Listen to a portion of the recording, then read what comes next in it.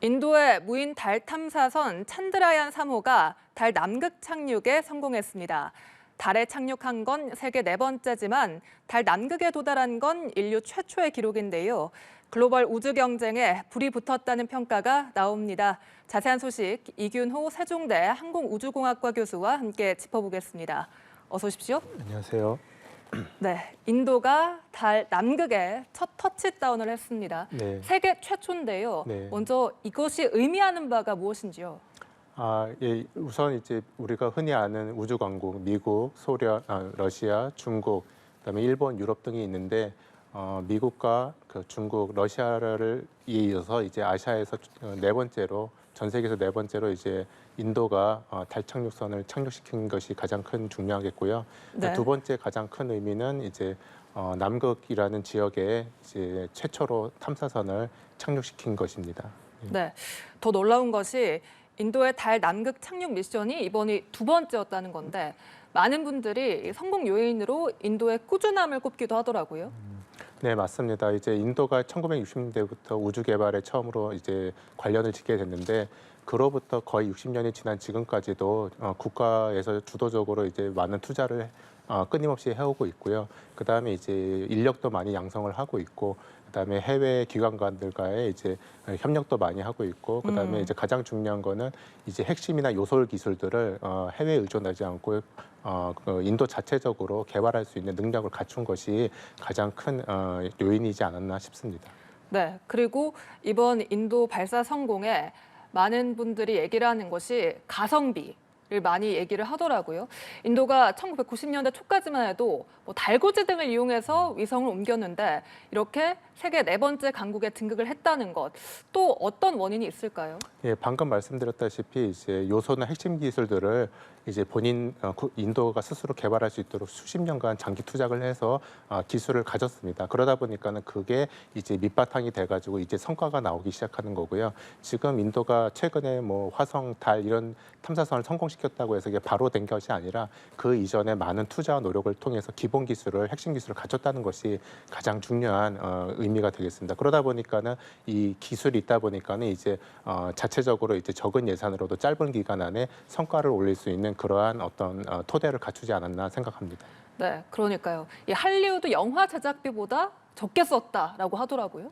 네, 맞습니다. 말씀드렸다시피 이제 그 갖고 있던 기본 기술 이런 핵심 기술들을 토대로 해가지고 우리나라보다도 좀 적은 예산으로도 이제 그 자기네들이 원하는 거를 극대화를 달성할 수 있도록 이제 했고요. 또 이런 기술들이 갖고 있다 보니까는 예를 들면은 하나의 뭐 위성에 사용했던 기술들을 조금 수정해가지고 다른 데도 계속 사용하다 보니까는 이 비용이라든지 개발 기간이라든지 이런 것들이 최소화될 수 있기 때문에 그런 면에서 이제 효율화를 극대화시켰다고 볼 수가 있게 되겠습니다. 네, 특히나 달에 착륙한 것도 놀랍지만 이 달의 남극에 착륙한 것, 여기에 많이들 주안점을 둡니다.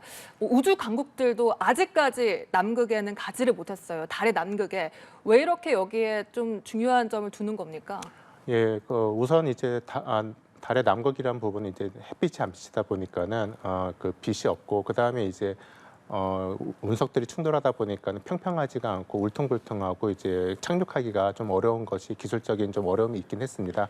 하지만 그거보다는 이제 정책적으로 이제 관심이 그동안 달에는 없었거든요. 왜냐하면은 달에 뭐 많은 인류가 가기도 했지만은 성과가 그렇게 기대했던 게 많지 않았는데 마침 2008년도에 그 인도의 찬드라 원이 달을 이제 달 궤도선을 이제 달을 공전하면서 탐색을 해봤더니 이제 남극 쪽에 물의 흔적이 있더라라는 게 이제 촉발이 된 거고요. 네. 그걸 토대로 해가지고 이제 화성에 이제 가려다 보니까는 달을 전초 기지로 삼아야 된다는 의미에서 이제 달의 그 물의 자원이 좀 중요하게 되겠고 그러다 보니까 광물 등 여러 가지 희귀 광물도 있기 때문에 그런 것들을 확보하다 보니까 관심이 생겨가지고 최근에 남극 쪽에 이제 시도를 많이 하게 되는 것 같습니다. 네. 그런데 불과 4일 전이죠. 이 러시아의 루나 25가 이 달 남극에 착륙하려다가 실패를 했어요. 러시아로서는 그동안 우주 강국이란 이미지가 컸는데 좀 체면을 구겼네요. 맞습니다. 사실은 이제 러시아가 우주 강국이긴 한데 사실은 엄밀히 얘기하면 구소련의 일대가 더 맞지 않나 싶습니다. 왜냐하면 구소련 네. 연방 일대는 여러 나라 국가들이 이제 우주 개발에 필요한 자원들을 나눠 가지고 분담하다 보니까는 이제 예산이라든지 기간이라든지 인력들이 충분했는데 구소련이 해체하고 난 다음에는 러시아에서는 이제 구소련 연합 국가들이 각자 흩어지다 보니까는 우주 개발 협력이 예전처럼 원활하지는 않게 됐습니다. 그러다 보니까 러시아도 이제 발사체를 새로 개발했지만은 성공하지 못하고 계속 좀 실패하는 사례가 있고요. 네. 그러다 보니까는 이제 새로운 어떤 시스템을 개발하기보다는 기존에 있던 거를 계속 활용해가지고 이제 상업화 쪽에 좀 많이 강점을 뒀는데 그러다 보니까 이제 달에 대한 시도도 수십 년 동안 하지 못했습니다. 그러다가 이제 다시 이제 달에 가겠다라고 해서 했는데 이제 시간과 기술의 어떤 간극차를 이제 극복을 하지 못한 것으로 생각하고 있습니다. 네, 앞서 달 남극에 물의 흔적이 있었다 이런 말씀도 해주셨는데 그 외에도 이렇게 달 남극 탐사에 도전장을 내미는 이유가 있을까요? 말씀드렸다시피 이제 달에 그동안 아폴로 프로젝트를 통해 가지고 유인 탐사를 했지만은 막상 얻는 성과는 비용 대비 그렇게 높지는 않았습니다. 그러다가 이제 관심이 더 줄어들었는데 그래서 90년대 후반부터 2010년경까지는 미국을 중심으로 해서 화성 탐사를 더 관심을 두게 되었습니다. 하지만 화성 탐사를 해보려고 하다 보니까는 할 수 있는 나라가 뭐 미국이나 러시아 외에는 없었고 그다음에 이제 기술도 힘들 뿐만 아니라 또 사람을 보내는 것 자체가 많은 위험이 따랐습니다. 근데 마침 이제 달에 물의 흔적이 있고 희귀 강물이 있다고 하니까는 달을 전초 기지로 삼아야겠다라는 생각이 들어가지고 관심을 받다 보니까 이제 많은 나라들이 달에 이제 그 달 탐사에 대해서 다시 관심을 가지게 되었습니다. 네. 인도 찬드라얀 3호도 이제 그 탐사 로봇이 임무를 시작했습니다. 산책을 하면서 보내온 사진도 이미 업로드가 됐고 구체적으로 어떤 임무를 수행하게 되는 겁니까? 예, 그 착륙한 찬드라 3호는 크게 두 가지 형태로 나눠지게 되겠는데 하나는 착륙선이 있고 모선이 있고 하나는 이제 탐사 로버가 있게 되겠습니다. 탐사 로버는 모선에서 분리돼서 나와가지고 스스로 이제 주행을 하면서 이제 달의 광물이라든지 물의 흔적, 얼음 같은 흔적들을 찾는 것이 주요 목표가 되겠고요. 착륙선이 모선인 같은 경우에는 이제 달의 지진 활동이라든지 또는 달 표면에 입자들의 어떤 열적 물성치라든지 또는 플라즈마 분포들을 측정하는 것이 주로 목적이 되겠습니다. 네. 인도가 이번 성공을 계기로 화성에도 눈독을 들이고 있는데 그 두 번째 화성 탐사선도 발사한다는 계획입니다. 현재 인도는 그럼 어느 단계까지 와 있는 겁니까? 인도는 그동안 이제 수십 년간의 투자를 통해 가지고 뭐 위성, 정지궤도 위성, 그다음에 발사체 기술뿐만 아니라 이제 그 달 화성 탐사선까지 모두 갖추었습니다. 그래서 자체적으로도 이제 충분히 화성 탐사선을 두 번째로 만들 수 있는 능력이 충분하고요. 아마 새로운 기술을 사용할 수도 있을 수도 있지만은 기존의 관례를 봤을 때는 기존에 사용했던 뭐 정지궤도 위성이나 달 탐사선에 사용됐던 기술들을 최대한 활용할 것으로 생각을 하고 있습니다. 네.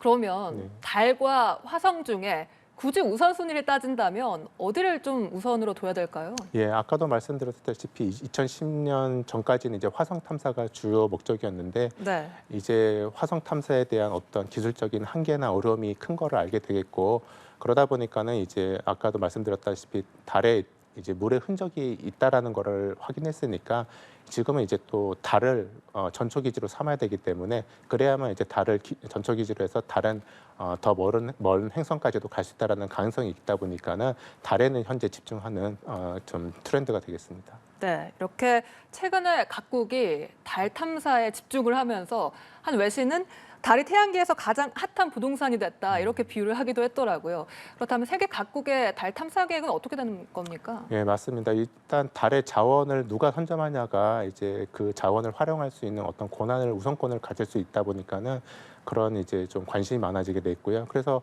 지금 미국 그다음에 뭐 러시아, 중국 외에도 일본이 이제 조만간 또 탐사선을 발사할 예정이 되겠고요.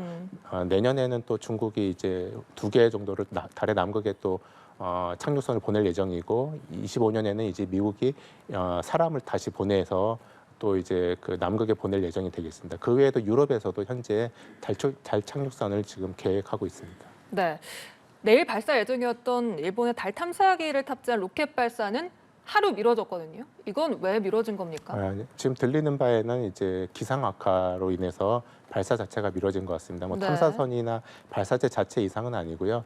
주변의 기상 악화 현상 때문에 그런 거라서 그거는 일시적인 지연 현상이라서 큰 문제는 안 될 것 같습니다. 네, 현재 일본의 우주 개발 기술은 그럼 어느 단계까지 와 있다고 볼 수가 있을까요? 일본 같은 경우도 자체 기술을 꾸준히 투자하고 확보했기 때문에 했고, 그다음에 이제 달에도 궤도선을 보낸 적도 있고, 그다음에 이제 소행성 탐사선을 통해 가지고 소행성에 도착을 해서 샘플을 확보한 다음에 다시 지구로 복귀하는 사례도 있습니다. 그래서 일본 같은 경우도 비록 아직 달에는 착륙을 하진 못했지만은 절대로 무시할 수 없는 우주 강국 중에 하나라고 판단됩니다. 네, 우리나라는 아직은 달 탐사 후발주자로 꼽힙니다. 지난해 10월 첫 달 궤도선이었죠. 이 다누리가 궤도에 진입하긴 했습니다만 아직은 후발주자인데 현재 우리나라가 갖고 있는 달 탐사 계획은 어떻게 됩니까?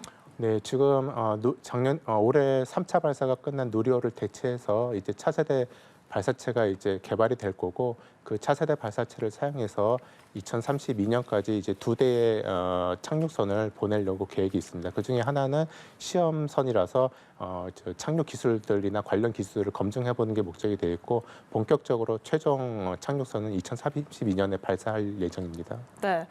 저희가 매일 밤에 보는 달입니다만 참 가기는 어렵습니다. 이런 생각이 드네요. 네.